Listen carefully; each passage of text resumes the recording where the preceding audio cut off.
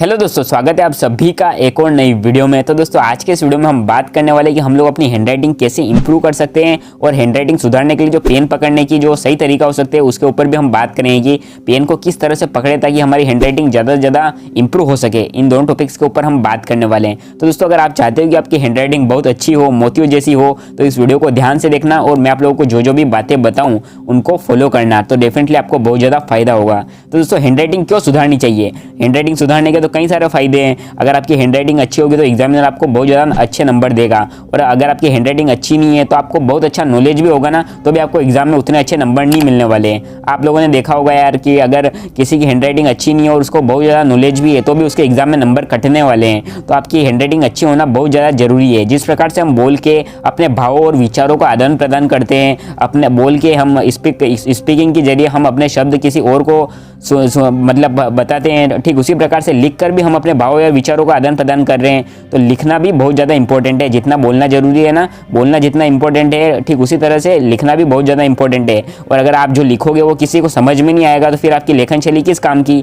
तो अगर आप चाहते हो कि आपकी हैंडराइटिंग बहुत ज़्यादा इंपॉर्टेंट मतलब कि सुधरे, आपकी हैंडराइटिंग तो बहुत ज़्यादा इंपॉर्टेंट है और ये सुधरे, तो इस वीडियो को ध्यान से देखना। वीडियो शायद थोड़ा लंबा हो सकता है, और इस वीडियो को शेयर भी कर देना अपने दोस्तों को, और लाइक नहीं किया तो दोस्तों लाइक कर देना। और वीडियो के एंड में मैं आपको एक प्रो टिप भी देने वाला हूँ। अगर उसको आपने फॉलो किया तो अगर आपसे कोई गलती भी होती है ना, मतलब तो आप मतलब आपके बोर्ड में नंबर नहीं कटने वाले, बिल्कुल अच्छे नंबर आएंगे आपके। तो अब हम बात करते हैं कि हम राइटिंग कैसे सुधार सकते हैं। तो दोस्तों राइटिंग सुधारने के लिए जो पहली टिप आती है, जो पहला पॉइंट आता है, जो सभी लोगों ने आपको बोला होगा और मैं भी आपको बोलूँगा, वो है प्रैक्टिस। सबसे ज़्यादा जो चीज़ मैटर करती है वो है प्रैक्टिस। अगर आप ज़्यादा से ज़्यादा प्रैक्टिस करोगे तो ही आपकी हैंडराइटिंग सुधरेगी। तो आपको क्या करना है कि लगातार 15 दिन तक, कितने दिन, ज़्यादा नहीं, 15 दिन तो करके देखो। आप बोलेगे यार कितने दिन करूँगे प्रैक्टिस, तो ज़्यादा नहीं, आप 15 दिन प्रैक्टिस करके देखो। मतलब आपको रोज डेली एक घंटे तक, मतलब एक घंटे में जितना भी आप लिख पाओ उतने पेज लिखने की कोशिश करो, और बिल्कुल धीरे धीरे लिखना है। अपना टारगेट क्या होना चाहिए कि मेरे को राइटिंग इंप्रूव करनी है,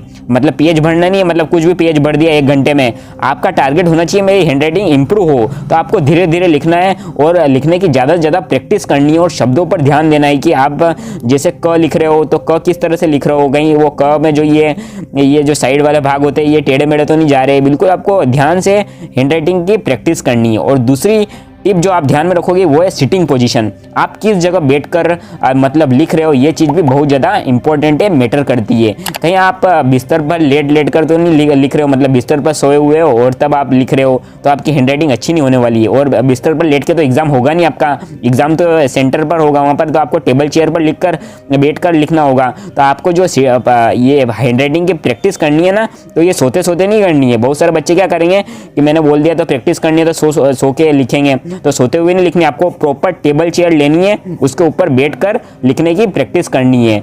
और सिटिंग पोजीशन आपकी बिल्कुल सही होनी चाहिए। ऐसा नहीं कि यार आपका एक पैर उधर रहना, एक पैर इधर रहना है। बिल्कुल सही से अच्छे से आपको कहीं के और टेबल चेयर के ऊपर बैठना है। और दोस्तों तीसरी टिप है कि ग्रिप। दोस्तों ग्रिप भी बहुत ज़्यादा इंपॉर्टेंट है। बहुत सारे लोग क्या है ना कि पेन को बहुत दूर से पकड़ेंगे, और बहुत सारे क्या करेंगे पेन को इतना पास से पकड़ लेंगे कि यार वो सही ढंग से पकड़ने में भी नहीं आएगा। तो आपको पेन को न तो ज़्यादा दूर से पकड़ना है और न ही ज़्यादा पास से पकड़ना है। तो पेन आप देख लेना आपके हिसाब से यार कि कौन सी पोजीशन बेस्ट है, उसी हिसाब से पकड़ना। और ध्यान रखना कि यार पेन को पकड़ने का एक तरीका बिल्कुल सही होना चाहिए, मतलब ज़्यादा दूर से भी नहीं पकड़ना है और ज़्यादा पास से भी नहीं पकड़ना है। और चौथी चीज़ जो आप ध्यान में रखोगे वो है प्रेशर। अब बहुत सारे जनों को देखा होगा यार आपने, वो ऐसा जोर दे के लिखेंगे, मतलब बहुत जोर देंगे।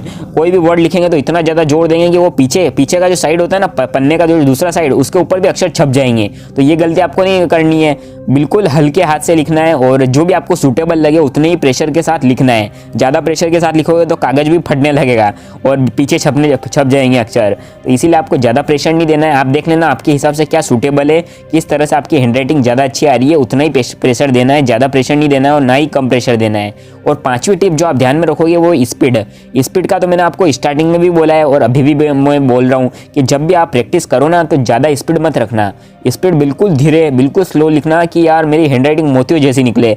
बिल्कुल धीरे, जितना धीरे लिख सकते हो लिखो, और बिल्कुल जितना भी क्वालिटी वर्ड्स निकल सकते हैं निकालने की कोशिश करो। लेकिन जब आपकी हैंडराइटिंग अच्छी हो जाएगी तब आप फास्ट भी लिखोगे तो भी अच्छी हैंडराइटिंग आने वाली है। लेकिन स्टार्टिंग में तो आपको बहुत स्लो लिखना है और स्पीड के ऊपर ध्यान देना है, स्पीड ज़्यादा नहीं होनी चाहिए। और छठी टिप जो आप ध्यान में रखोगे वो है शेप, साइज और हाइट। आपको जो अक्षर होते हैं उनकी शेप, साइज और हाइट भी देखनी है। बहुत सारे जने क्या करते हैं यार, जैसे वो कोई इंग्लिश का एक लेटर लिख रहे हैं, जैसे स्मॉल, SMALL, तो वो स्मॉल में क्या करेंगे, एस छोटा लिखेंगे, एम भी छोटा लिखेंगे। मतलब यार कुल मिला के अलाइनमेंट बिल्कुल सही नहीं होगा। तो अलाइनमेंट बिल्कुल सही होना चाहिए उनका, कि मतलब एक सीध में होने चाहिए सारे अक्षर। ऐसे नहीं एक अक्षर बड़ा है, एक अक्षर छोटा है, एक अक्षर मोटा हो गया है, एक अक्षर लाइन के बिल्कुल नीचे घुसा दिया, एक अक्षर दोनों लाइनों को टच कर रहा है। ये गलतियां नहीं करनी है। जो भी आप लेटर्स लिखते हो ना, उनका साइज, शेप बिल्कुल इक्वल होना चाहिए। और दोस्तों 7वीं टिप है कि स्पेसिंग का भी आप बहुत ज़्यादा ख्याल रखना, मतलब बहुत ज़्यादा ध्यान देना। मतलब कि आपको 2 वर्ड के बीच में प्रॉपर स्पेस देनी है। मतलब बहुत सारे लोग क्या करेंगे कि यार जैसे वो कोई वर्ड लिख रहे हैं, जैसे उन्होंने कोई भी वर्ड लिखा, जैसे कि एलिफेंट लिख रहे हो, तो मतलब या तो क्या करेंगे, वो इन वर्ड्स को बहुत ज़्यादा पास घुसा देंगे। ई भी पास में लिख दिया, एल भी उसके पास में घुसा दिया, ई भी उसके पास में घुसा दिया, पी भी घुसा दिया, ए भी और टी भी। तो आपको ना तो ज़्यादा अक्षरों को पास लिखना है और ना ही ज़्यादा दूर लिखना है। एक प्रॉपर जो अलाइनमेंट होता है उसी के हिसाब से आपको स्पेस देना है। अगर ज़्यादा दूर लिखोगे तो भी राइटिंग अच्छी नहीं आने वाली है, और ज़्यादा पास लिखोगे तो सामने वाले को समझ में ही नहीं आएगा आपने क्या लिख रखा है। तो इस बात का आपको विशेष ध्यान रखना है कि वर्ड्स के बीच में जो गैप होता है, वर्ड्स के बीच की जो दूरी होती है, वो बिल्कुल सही हो, बिल्कुल प्रॉपर डिस्टेंस हो, कि हाँ सामने वाले को दिखाई भी दे और ज़्यादा दूर भी ना हो वर्ड, और बिल्कुल क्लियर भी हैंडराइटिंग आ पाए। और 8वीं जो टिप आप ध्यान में रखोगे वो है पेज पोजीशन, कि आप पेज किस, मतलब जब लिखते हो तो आपका पेज किस तरह से होता है। बहुत सारे लोग क्या करते हैं कि पेज को टिल्ट करके, मतलब टेढ़ा करके लिखते हैं। तो अगर आप देख लेना, अगर पेज को टेढ़ा कर रहे हो, तो अगर आप टेढ़ा कर रहे हो तो वो टेढ़ा आप देख लेना कि आपके हिसाब से क्या परफेक्ट है। तो अगर आपकी हैंडराइटिंग अच्छी नहीं आ रही है तो आप एक बार पेज को टेढ़ा करके लिखने की भी कोशिश करना। कभी आपकी हैंडराइटिंग अच्छी आ जाए तो आप पेज को टिल्ट कर सकते हो। तो अगर टिल्ट करोगे भी तो भी आपको थोड़ा बहुत फ़ायदा देखने को मिल सकता है। और जो आप 9वीं टिप ध्यान में रखोगे वो है selection of pen and pencil. दोस्तों आपको पेन और पेंसिल उसी तरह का सेलेक्ट करना है जिससे आपकी हैंडराइटिंग इंप्रूव हो, अच्छी आती हो। बहुत सारे जनों को क्या होता है, वो अगर दूसरा पेन पकड़ लेते हैं तो फिर उनको लिखने में नहीं आता है, मतलब वो अच्छे से लिख नहीं पाते हैं। तो आप देख लेना कि यार आपके हिसाब से कौन सा पेन बेस्ट है, आप किस पेन से लिखते हो तो आपकी हैंडराइटिंग काफ़ी सही आती है। वही पेन आपको सेलेक्ट करना है जिससे आपकी हैंडराइटिंग काफ़ी सही निकलती हो। ऐसा फालतू पेन मत ले लेना यार कि मतलब जो बहुत ज़्यादा साइज छोड़ रहा हो, या फिर बहुत हल्का चल रहा हो, या फिर स्मजिंग हो रही हो। उससे स्मजिंग जानते हो ना, जैसे कोई अक्षर लिखा आपने तो वो लास्ट में साइज छोड़ देता है, तो ऐसा पेन भी मत ले लेना। और आपको बॉल पेन लेना है, और वो जेल पेन तो बिल्कुल मत लेना, वो तो बेकार है। अगर पानी वानी गिर गया तो पूरा बेकार हो जाएगा आपका पेज। तो जेल पेन नहीं लेना है। और पेन आप आपके हिसाब से देख लेना कौन सा बेस्ट है। 2 रुपये वाले पेन से अगर अच्छी राइटिंग आती हो तो 2 रुपये वाले पेन से ही लिखना, और अगर 10 रुपये वाले पेन से आ रही हो तो 10 रुपये वाला पेन ले लेना। आपके ऊपर डिपेंड करता है, लेकिन पेन का चयन आप बिल्कुल ध्यान से करोगे। और 10वीं चीज़ जो आप ध्यान में रखोगे वो है कंसंट्रेट ऑन वर्ड्स। एक एक वर्ड के ऊपर आपको बहुत ज़्यादा ध्यान देना है कि हाँ मैं पी लिख रहा हूँ तो पी कैसे लिख रहा हूँ, पी की बनावट कैसी है, के लिख रहा हूँ तो के कैसे लिख रहा हूँ। इसके लिए आप मतलब अल्फा वो जो चेक करो आपकी बुक में जो वर्ड लिखे हुए हैं वो कैसे लिखे गए हैं। इसलिए आपको वर्ड एक एक वर्ड पे ध्यान देना हो, एक एक वर्ड धीरे धीरे लिखना है। एक और बार मैं आपको ये सारी चीज़ें दोहरा देता हूँ, आपको ज़्यादा से ज़्यादा प्रैक्टिस करनी है, कम से कम 15 दिन तक प्रैक्टिस करनी है। क्या मतलब आधा घंटा डेली लिखना है। और दूसरी चीज़ जो आप ध्यान में रखोगे वो आपकी सीटिंग पोजीशन, मतलब कि सोते हुए नहीं लिखना है, आपको टेबल चेयर पर प्रॉपर बैठना है और उसके बाद ही राइटिंग की प्रैक्टिस करनी है। और तीसरी चीज़ जो आप ध्यान में रखोगे वो है ग्रिप, ना तो पेन को ज़्यादा पास से पकड़ना है और न ही पेन को ज़्यादा दूर से पकड़ना है।